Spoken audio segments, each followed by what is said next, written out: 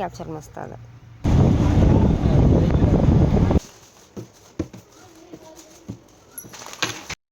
Hi மக்களே, காலை வணக்கம். ஸ்ரீயோட உலகத்திற்கு உங்களை வரவேற்கிறேன். காலையில் அம்மா அழகா கோலம் போட்டுட்டு இருந்தாங்க.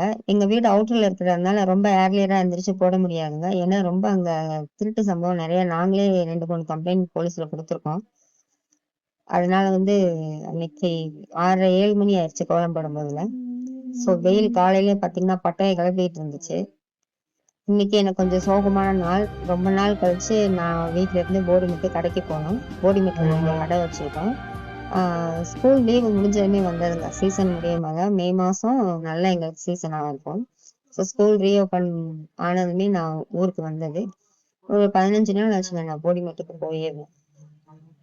அது கிளம்புறதுக்கு மனசு ரொம்ப கஷ்டமா இருந்துச்சு. அந்த ஸ்கூலுக்கு போற பிள்ளைங்க எப்படி ஒரு மாதிரி அடம்பிடிச்சிட்டு நிற்பாங்க, அது மாதிரி எனக்கு இன்னைக்கு நாளைக்குன்னு தள்ளி தள்ளி ரொம்ப நாள் ஆயிடுச்சு போகணும். அவன் எங்க ஹஸ்பண்ட் தான் பாவம். ஏன்னா அவரும் அங்கே சமைச்சு சாப்பிட்டுட்டு இருந்தாரு. அவருக்கு சமையல்லாம் ரொம்பலாம் தெரியாது.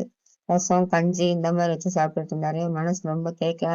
அம்மாவும் ரொம்ப திட்ட ஆரம்பிச்சிட்டாங்க. அப்படியே இந்த சோகத்தோடய காலையில கிளம்பியாச்சு. வீட்டுக்கு தேவையான கடைக்கு தேவையான கருவேப்பிலை எல்லாமே வீட்டுல இருந்து ஒடிச்சு எடுத்துக்காச்சு. ஏன்னா போடிமேட்ல எந்த ஒரு பொருள் வாங்குறதுனாலும் கேரளாக்குள்ள போகணும், இல்லைன்னா தமிழ்நாட்டுக்கு கீழே தாங்க வரணும்.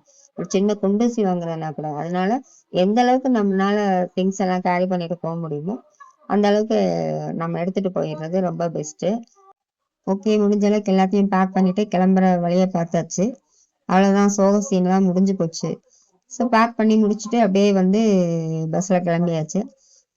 இதுல ஒரு சந்தோஷமான விஷயம் என்னன்னா, நம்ம எந்த அளவுக்கு கஷ்டத்தோடயோ இல்ல ஒரு மாதிரி மனசு கவலையோடையோ போனாலும் சரி, அந்த ஹில்ஸ் ஏறும் போதுல நம்ம சுத்தி பார்ப்போம்லங்க அந்த சீனரிஸ்.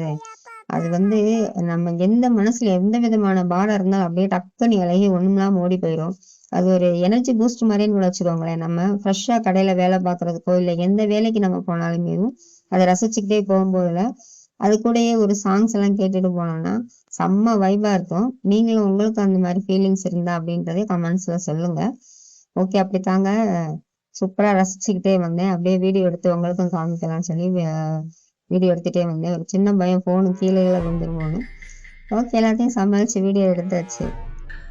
ரொம்பவே எனக்கு பிடிச்ச சீனு இது. ஃபுல்லாவே சீனரிஸ். ஓகே, கடைக்கு வந்தாச்சு. நம்ம யூனிஃபார்ம் மாட்டியாச்சு. இதை மாட்டினா வேலைக்கு தயாராகிட்டோன்னு அர்த்தம். ரொம்ப நாள் ஆச்சு கடைக்கு ரொம்ப கடையெல்லாம் குப்பையா கிடந்தது. அதனால கிளீன் பண்ணி சுற்றி இந்த சமையல் செக்ஷன் ஃபுல்லாவே பின்னாடி இருந்த பாத்திரம் எல்லாத்தையுமே கிளீன் பண்ணி எனக்கு வேலை ரொம்ப ஜாஸ்தியாவே ஆயிடுச்சு. ஓகே, நம்ம யூனிஃபார்ம் தான் அங்கே அந்த ஏப்ரன் அதை மாட்டிட்டோம்னா வேலைக்கு தயாராகிட்டோம்னு அர்த்தம். இதுதான் எங்க கடை. ஸோ இந்த சின்ன வீடியோ உங்களுக்கு பிடிச்சிருக்கான்னு சொல்லுங்க. லைக் பண்ணுங்க, சப்ஸ்கிரைப் பண்ணுங்க. உங்களை எந்த அளவுக்கு என்கேஜ்டா வச்சுக்க முடியுமோ அந்த அளவுக்கு நான் ட்ரை பண்ணி நல்ல நல்ல வீடியோஸ் போடுறேன்.